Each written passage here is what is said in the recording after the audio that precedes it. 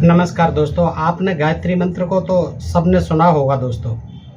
ओम भूर्भुवः स्वः तत्सवितुर्वरेण्यं भर्गो देवस्य धीमहि धियो यो न प्रचोदयात्। ये जो है हम बचपन से ही सुनते आ रहे हैं दोस्तों, और इसकी बड़ी महिमा बताई जाती है।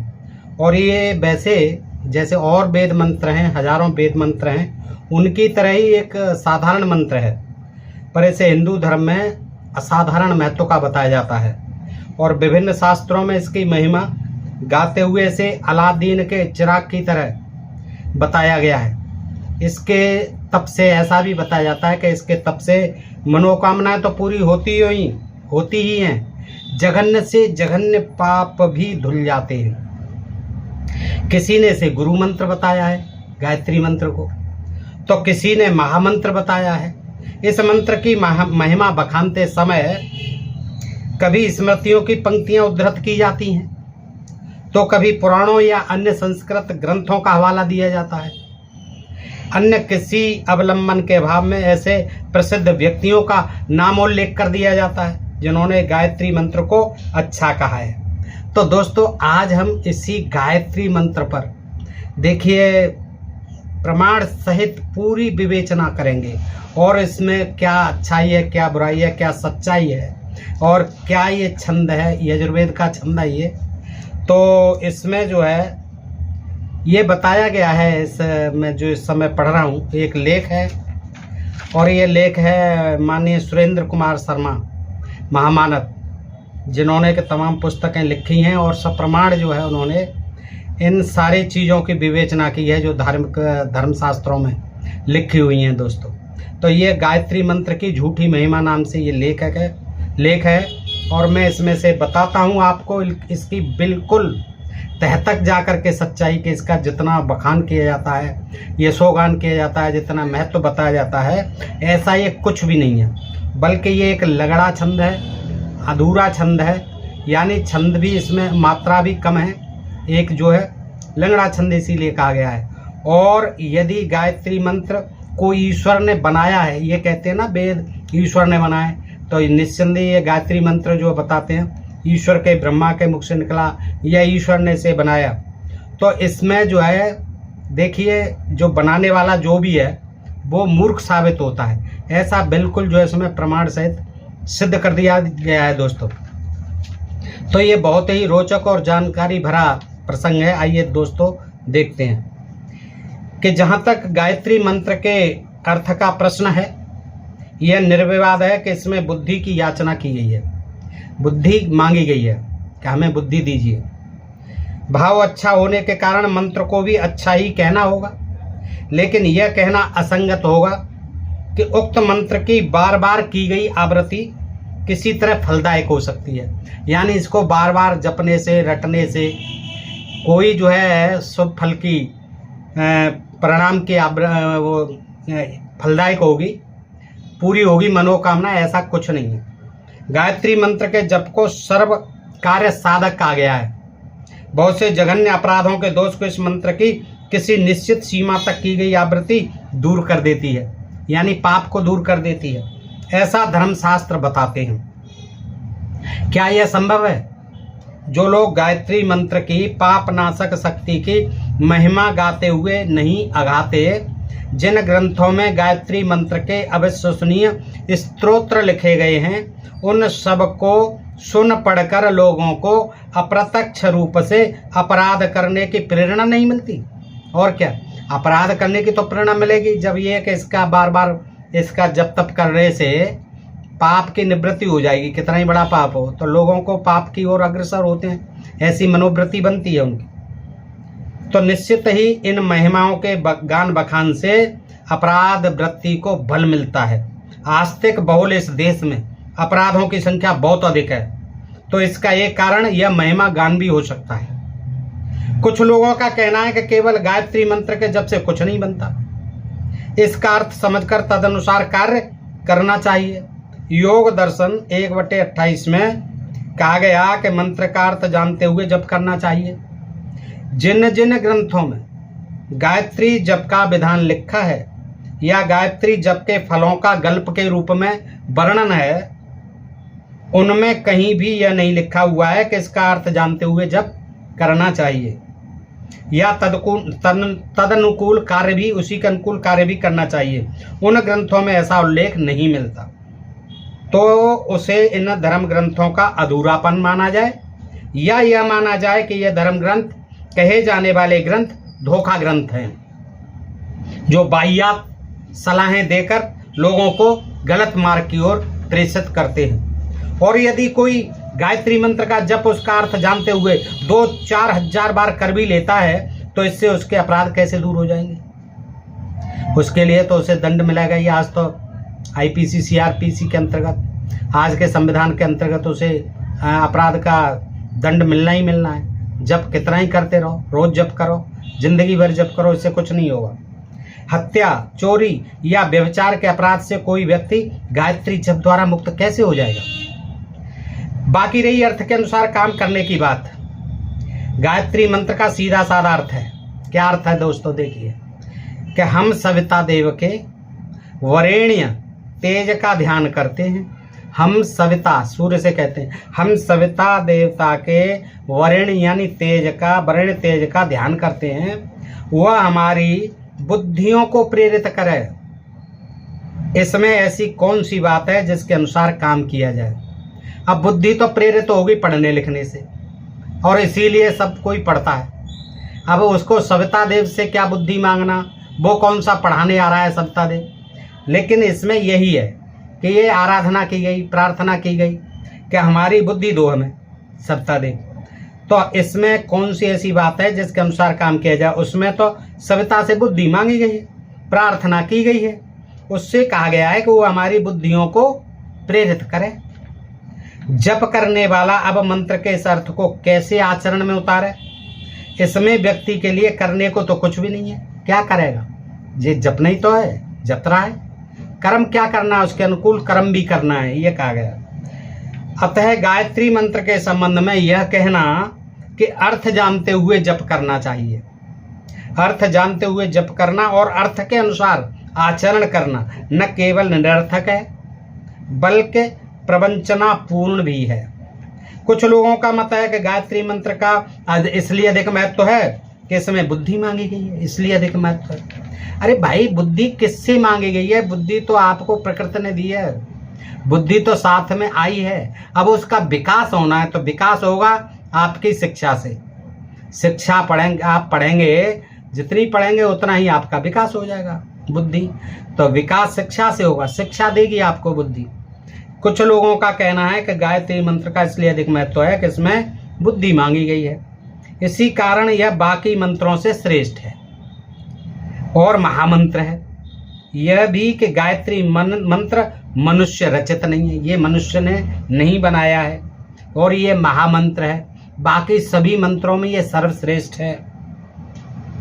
यह गुरु मंत्र है, श्रेष्ठ मंत्र है, महामंत्र है। आदि यह कहना नितांत असत्य है कि वेदों में केवल यही मंत्र है जिसमें बुद्धि मांगी गई है। ये भी कहना बिल्कुल मिथ्या है कि इस गायत्री मंत्र के मात्र इसी एक छंद है जिसमें के बुद्धि मांगी गई है। ऐसा नहीं है, क्योंकि वेदों में एक नहीं अनेक ऐसे मंत्र हैं जो बुद्धि याचना पर कहें, यानी बुद्धि मांगने वाले हैं। इसी की तरह अथर्ववेद में ही एक स्थान पर 6/108/1 से 5 तक, यानी 1 से 5 श्लोक तक आए मंत्रों में बुद्धि की प्रार्थना की गई है। ये यजुर्वेद का अथर्ववेद की बात हो रही है, उसमें भी 5 श्लोक हैं। गायत्री मंत्र मानव द्वारा नहीं रचा गया तो क्या यह मंत्र दानव या पशु रचित है? बताइए। अरे भाई, किसने रचा इसको? हैं, आप कहते हो ईश्वर रचित है, तो बाकी के ये छंद किसने रचे हैं? ये क्या मानव द्वारा रचित नहीं है तो क्या पशुओं द्वारा रचित हैं? गायत्री छंद की ही बात की जाए तो अकेले ऋग्वेद में ही 2449 मंत्र गायत्री छंद में रचे गए हैं। देखिए, ऋग्वेद में, अकेले ऋग्वेद में ही 2449 मंत्र गायत्री छंद में, क्योंकि ये सब छंद हैं, विभिन्न छंद हैं और विभिन्न ऋषियों द्वारा अपने अपने छंदों में ये लिखे हैं। तो कितने हो गए गायत्री छंद? एक मात्र ये गायत्री छंद ही नहीं है ओम भूर्भुवः स्वः वाला, ऐसे 2449 मंत्र गायत्री छंद में रचे गए हैं, वे श्रेष्ठ क्यों नहीं है? बताइए, उनमें क्या कमी है? क्या वे मूर्खों द्वारा बनाए गए हैं? यदि गायत्री मंत्र महामंत्र है तो क्या वे लघु मंत्र हैं? स्कंद पुराण के काशी खंड अध्याय 9 श्लोक 53 में कहा गया है कि गायत्री वेद जननी है। क्या कहा गया है? गायत्री वेद जननी है, वेदों की जननी है। और जबकि वेदों में यजुर्वेद में मिलता है ये श्लोक। स्कंद पुराण के काशी खंड अध्याय 9 श्लोक 53 में कहा गया है कि गायत्री वेद जननी है और ब्राह्मण पैदा करने वाली है। ये ब्राह्मणों को पैदा करती है। गायत्री गायन करने वालों का त्राण करती है, यानी कल्याण करती है, उनका उद्धार करती है। पद्म पुराण स्वर्ग खंड 53/48 में कहा गया है कि गायत्री वेद माता है, संसार को पवित्र करने वाली है। गायत्री से बढ़कर जपने योग्य दूसरा कोई मंत्र ही नहीं है। स्कंद पुराण के काशी खंड में ही एक अन्य स्थान पर गायत्री को सब मंत्रों में दुर्लभ कहा गया है और तीनों वेदों में से श्रेष्ठ कोई दूसरा मंत्र ही नहीं होने की बात कही गई है। 9/51 देवी भागवत पुराण के अनुसार द्विज यानी ब्राह्मण, क्षत्रिय और वैश्य के लिए गायत्री की उपासना नित्य कर्तव्य, नित्य करनी है ब्राह्मण, क्षत्रिय, वैश्य को, और वे केवल गायत्री की उपासना से ही मोक्ष प्राप्त कर सकते हैं। केवल गायत्री का जप करने से ही मोक्ष को प्राप्त कर सकते हैं। कौन? ब्राह्मण, क्षत्रिय, वैश्य यानी द्विज। शूद्रों को कोई मतलब नहीं, उनका तो उद्धार वैसे ही हो गया है, वैसे ही कर दिया उनका, तो तुम हमारी सेवा टहल चाकरी करते रहो, बस इसी में तुम्हारा उद्धार है। गायत्री के संबंध में उद्धृत किए जाने वाले उपयुक्त श्लोक सामान्य व्यक्ति के मन में भ्रांति पैदा करने के लिए पर्याप्त समर्थ हैं। पुराणों में भी इसी तरह कई स्थानों पर गायत्री की खूब महिमा गाई गई है, लेकिन विचार करने पर स्पष्ट होता है कि यह स्तोत्र रचना निहायत बेहूदी है। गायत्री को वेद जननी या ब्राह्मण जननी कहना प्रमत्त प्रलाप है। प्रमत्त प्रलाप है, ये प्रलाप है, रोदन है एक तरह से। गायत्री छंद या गायत्री मंत्र वेदों को या ब्राह्मणों को कैसे और कहां से पैदा कर सकता है? बताइए, इस छंद से ब्राह्मण कैसे पैदा हो सकते हैं? गायत्री छंद या गायत्री मंत्र वेदों को या ब्राह्मणों को कैसे और कहां से पैदा कर सकता है? बताइए। आज तक के इतिहास में इसके द्वारा कितने वेदों या ब्राह्मणों की रचना की गई है? बताइए। इस श्लोक के द्वारा, गायत्री मंत्र का जो श्लोक है ओम भूर्भुवः, इसके द्वारा आज तक के इतिहास में कितने वेदों या ब्राह्मणों की रचना की गई है? कोई बताएगा? कोई नहीं बताएगा। गायत्री के समान अन्य किसी जपनीय मंत्र का अस्तित्व न स्वीकारना, इसे दुर्लभ मंत्र कहना और तीनों वेदों में इससे श्रेष्ठ मंत्र का नहीं होना बताना सरासर पौराणिक गप्प है। गायत्री मंत्र में सिवा बुद्धि की याचना के और कुछ नहीं है।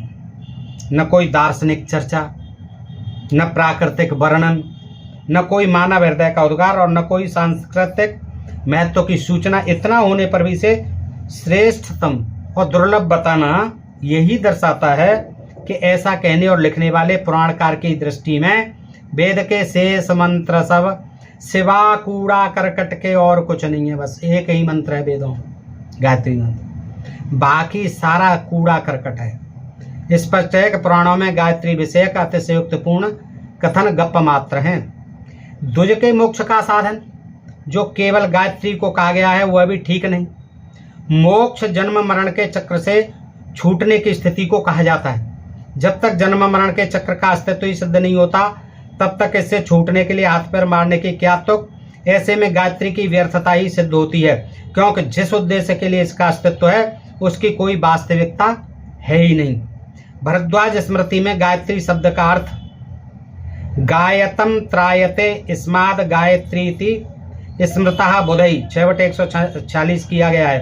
अर्थात यह गायन करने वाले की रक्षा करती है, जो इसे गाता है उसकी रक्षा करती है, अतः इसे गायत्री कहते हैं। सीधी सी बात है। और ये कहाँ कही? भरद्वाज स्मृति में।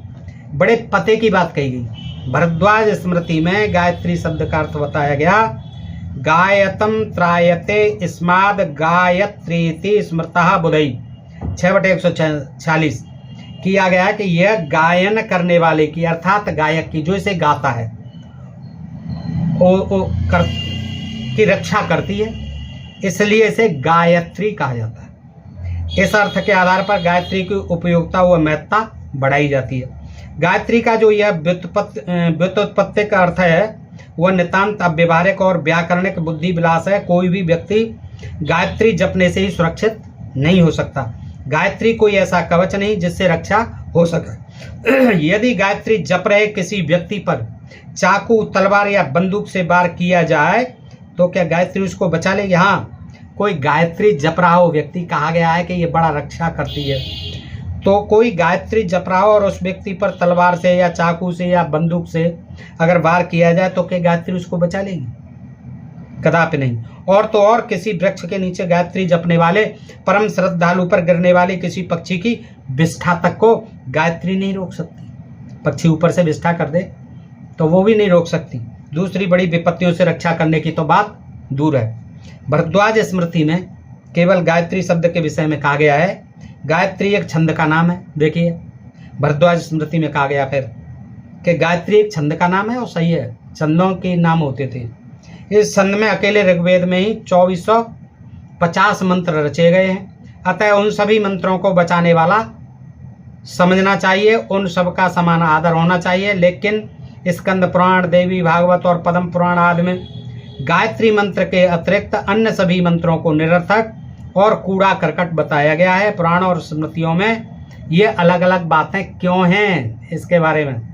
दरअसल भरद्वाज स्मृति में गायत्री शब्द का जो अर्थ प्रतिपादित किया गया है वह किसी भी तरह प्रामाणिक नहीं माना जा सकता, क्योंकि अलग अलग ग्रंथों में घुमा फिराकर अपना अभीष्ट अर्थ प्रस्तुत किया गया है। गायत्री का सही अर्थ केवल निरुक्त में मिलता है।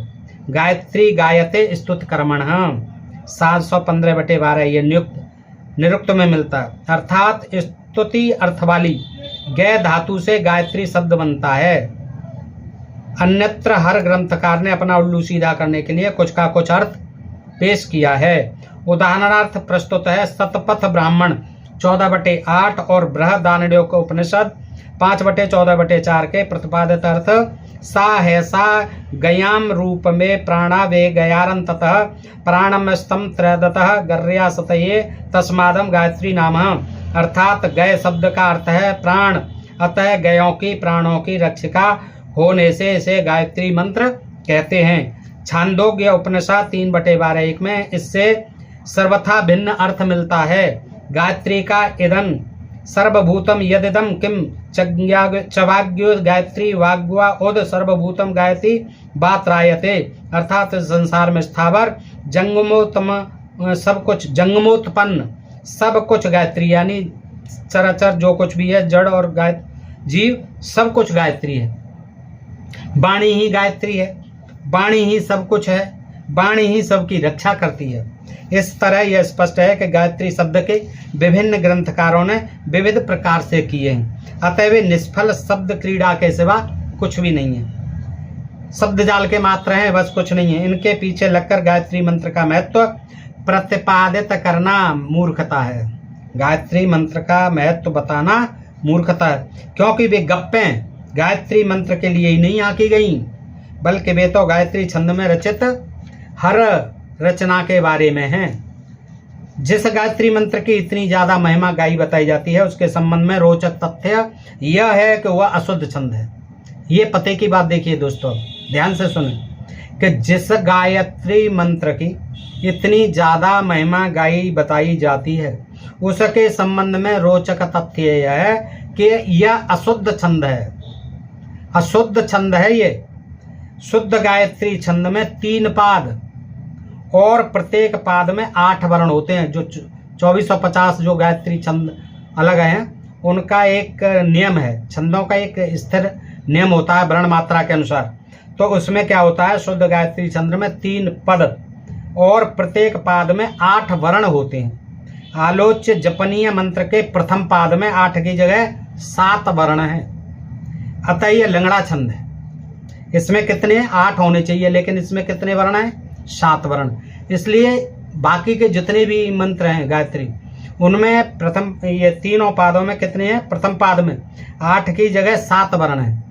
इसमें, बाकी के 8 वर्ण, सब में 8 वर्ण है और इस गायत्री मंत्र में 7 वर्ण है। तो क्या हुआ, ये लंगड़ा छंद, एक पैर कम है। इसे शुद्ध साबित करने के लिए गायत्री मंत्र के प्रचारक बड़ी सफाइयां देते हैं और जोड़ तोड़ से गायत्री मंत्र को शुद्ध करने की चेष्टा करते हैं, लेकिन स्वयं वेद में इस गायत्री मंत्र के छंद को निचरद गायत्री यानी 23 अक्षरों का अपूर्ण छंद बताया है। स्वयं वेद में, यजुर्वेद में ही कहा गया। देखिए यजुर्वेद 31/35, 22/7, 30/2 और ऋग्वेद 3/62/10, सामवेद मंत्र संख्या 1462। इनमें जो है इसको खुद अपूर्ण छंद बताया गया है। गायत्री मंत्र के स्तवन में जितना समय और श्रम लगाया जाता है, आपने देखा होगा जगह जगह जो है इनके हवन यज्ञ प्रोग्राम चलते रहते हैं, किसी भी जो है उत्सव के अवसर पर, किसी भी धार्मिक अवसर पर, तो इनके यहाँ जो है गायत्री का ही होता है।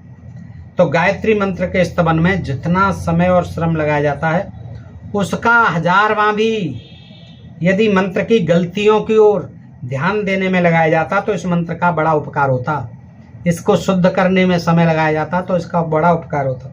यह मंत्र न केवल छंदगत अशुद्धियों से, छंद की अशुद्धियों से युक्त है, अपितु संस्कृत व्याकरण की दृष्टि से भी पूरी तरह शुद्ध है।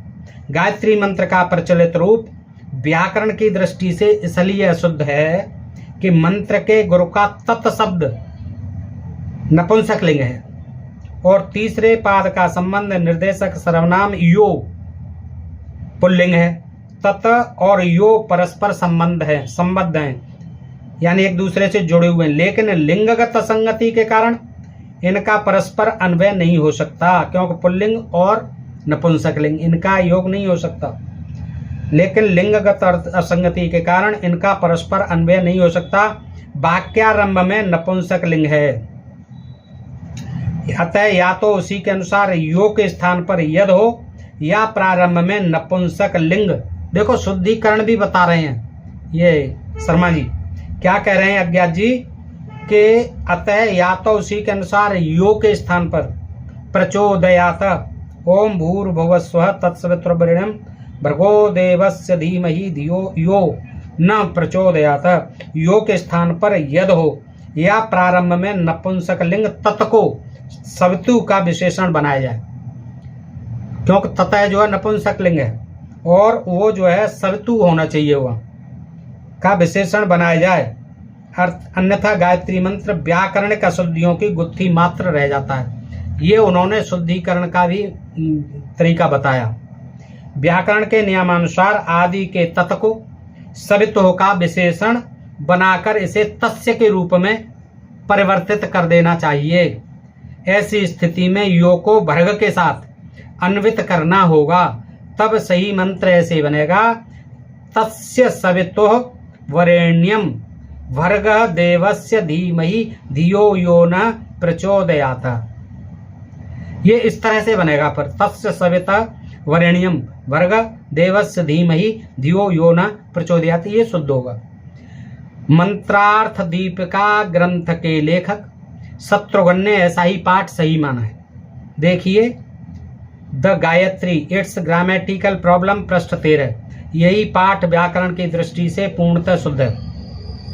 इसमें वरेण्य को तोड़ मरोड़ कर शुद्ध गायत्री छंद बनाने की आवश्यकता नहीं रह जाती, क्योंकि तत्का तस्य हो जाने से प्रथम पाद में 7 के स्थान पर 8 वर्ण हो जाते हैं। इस तरह स्वतः ही शुद्ध गायत्री छंद के अनुरूप 24 वर्ण बन जाते हैं। एक अन्य प्राचीन धर्मशास्त्रकार हलायुध ने अपनी कृति ब्राह्मण सर्वस्व में योग याज्ञवल्क्य को उद्धृत करते हुए लिखा है कि गायत्री मंत्र के शुरू में स्थित शब्द ततः के स्थान पर तम होना चाहिए, क्योंकि तत् का मंत्र के किसी भी शब्द के साथ अन्वय नहीं होता। यदि तत् का तम कर दिया जाए तो उसका अन्वय भर्ग के साथ हो जाएगा। हलायुध के अनुसार यह पाठ ठीक है। तम सवितुर्वरेण्यम भर्गः देवस्य धीमहि धियो यो न प्रचोदयात। देखिए the Gayatri it's grammatical problem पृष्ठ 12। इस शुद्ध रूप में भी पूर्वोद्धृत शत्रुघ्न सम्मत पाठ के समान ही 2 शब्दों को बहिष्कृत करना पड़ता है। ततः के स्थान पर तम और भर्गो के स्थान पर भर्गा, लेकिन इसके बावजूद छंद तो निच्रद गायत्री यानी अपूर्ण ही रह जाता है, जैसा कि वेद का अभिमत है। वेद ने खुद बताया। डॉक्टर विश्वबंधु ने ऊपर लिखित दोनों वैकल्पिक शुद्ध रूपों के अतिरिक्त एक अन्य रूप उपस्थित किया है। उन्होंने तत् को यथावत रहने देकर यो के स्थान पर यद रखा है। इस संशोधन से शुद्ध मंत्र यह रूप धारण करता है, तत्सवितुर्वरेण्यम भर्गो देवस्य धीमहि धियो यद न प्रचोदयात। देखिए the Gayatri it's grammatical problem पृष्ठ 14-15। डॉक्टर विश्वबंध सम्मत पाठ स्वीकार करने पर मूल मंत्र में एक ही शब्द संस्कृत करना पड़ता है और उससे शुद्धिकरण हो जाता है, लेकिन छंद फिर भी निश्चिद्र गायत्री रह जाता है, जैसा कि वेद को अभीष्ट है। इस प्रकार यह स्पष्ट है। अब ये सारांश है, निचोड़ है दोस्तों, इसको ध्यान से सुने। इस प्रकार यह स्पष्ट है कि ये प्रचलित गायत्री मंत्र न केवल छंद शास्त्र की दृष्टि से लंगड़ा है और दोगला है, अपितु व्याकरण की दृष्टि से भी अशुद्ध है। यदि वेद ईश्वर की रचना है, यदि गायत्री मंत्र को ईश्वर ने बनाया है, तो ईश्वर निरक्षर यानी बिना पढ़ा लिखा शिक्षित निरक्षर भट्टाचार्य और वज्रमूर्ख साबित होता है। यानी यदि वेद ईश्वर की रचना है, यदि गायत्री मंत्र को ईश्वर ने बनाया है, तो ईश्वर निरक्षर भट्टाचार्य और वज्रमूर्ख साबित होता है। साधारण संस्कृत जानने वाला भी ऐसी गलतियां नहीं कर सकता जैसी कि ईश्वर कहे जाने वाली काल्पनिक सत्ता ने की है। इतना सब होने पर भी इस गायत्री मंत्र में किसी अतिमानवीय शक्ति के यानी किसी दैवीय शक्ति के होने में विश्वास करना, इससे रोग शोक पाप दूर होने और मनोकामनाएं पूरी होने का विश्वास रखना मूर्खों की दुनिया में रहना है। किस दुनिया में रहना है? मूर्खों की दुनिया में। और दोस्तों अज्ञात जी ने, सुरेंद्र शर्मा अज्ञात जी ने कितनी कड़वी बात कह दी और यथार्थ कह दिया। उन्होंने पूरा विवेचन करके समझा दिया। उन्होंने बता दिया कि अधूरा छंद है, और वेद खुद कहते हैं कि यह अधूरा छंद है, दोगला छंद है। और यदि यह वेद ईश्वर की रचना है, तो ये गायत्री मंत्र भी अगर ईश्वर ने रचा है, तो फिर ये मान लेना चाहिए कि ईश्वर निरक्षर है, यानी वो पढ़ा लिखा नहीं है, भट्टाचार्य है और वज्रमूर्ख है। साधारण संस्कृत जानने वाला भी ऐसी गलतियां नहीं करेगा जैसे कि ईश्वर कहे जाने वाली इस काल्पनिक सत्ता ने की है। इतना सब होने पर भी इस गायत्री मंत्र में इतनी महिमा का बखान किया जाता है कि ये अमान भी है, ये ईश्वरी कृत रचना है। उसके जाप करने से, इसका वो हवन यज्ञ आदि में उच्चारण करने से तमाम रोग, तमाम शोक और पाप दूर हो जाते हैं, सारी मनोकामनाएं पाप दूर पूरी हो जाती हैं। ऐसा विश्वास करना ये मूर्खता है। ये मूर्खता की दुनिया में यही मूर्खता होती रहेगी दोस्तों। और इन्हीं के कारण जो है ये तमाम समाज में आज भी अंधविश्वास और पाखंड फैला करके जो चतुर लोग हैं, वो लोगों को ऐसे ही मूर्ख बना रहे हैं, कभी किसी के नाम पर, कभी किसी देवी देवता के नाम पर, और सबकी ऐसी ही उल्टी सीधी महिमा इन्होंने इन ग्रंथों में लिख रखी है दोस्तों। और ये पढ़ने से ज्ञात होता है, चूंकि आप लोगों ने न इन्हें समझा है, न कभी पढ़ा है, न कभी ऐसा कोई प्रयास हुआ है। तो दोस्तों आज जब देखते हैं तो सब चीज़ें सामने आती हैं, और जब इनकी सच्चाई सामने आती है तो लोगों को फिर समझ में आती हैं कुछ बातें, लेकिन कुछ लोगों को बहुत बुरा लगता है। लेकिन दोस्तों ब्राह्मण समाज में ही जो विद्वान हुए हैं, उन्होंने इतनी खोज करी है कि हमारे पुरखे दादाओं ने क्या क्या लिख रखा था, उन्होंने ही खोज कर करके आज हमारे सामने ला रहे हैं। ये मानवतावादी बुद्धवादी साहित्य है, ये वैज्ञानिक चिंतन का साहित्य है। और डॉक्टर सुरेंद्र शर्मा अज्ञात जी जैसे महामानव, महाविद्वान इस प्रयास में लगे रहे हैं और तमाम ग्रंथ लिख डाले हैं उन्हें, जिन्हें पढ़ने की आज आवश्यकता है, ताकि हमारा देश जो है इस अंधविश्वास, ये पाखंड, ये कर्मकांड के ढकोसलों से और इन पंडे पुरोहित पुजारी और ये बाबा भाइयों के चंगुल से कैसे ही मुक्त हो, अंधविश्वासों से मुक्त हो और ये वैज्ञानिक देश बने, वैज्ञानिक चिंतन का देश बने दोस्तों, और सब जिसमें एक समान हो, कोई जातवाद ऊंच नीच भेदभाव नहीं हो, कोई छुआछूत नहीं हो किसी के साथ। इन धर्म ग्रंथों के माध्यम से ये सामाजिक बुराइयां आज तक पनपी हैं और फैली हैं, आगे भी फैलती रहेंगी, और इन्हीं के आधार पर आज तमाम ऐसी बातें की जा रही हैं जिनसे एक देश को जो है बहुत क्षति होने की प्रबल संभावना बन रही है दोस्तों।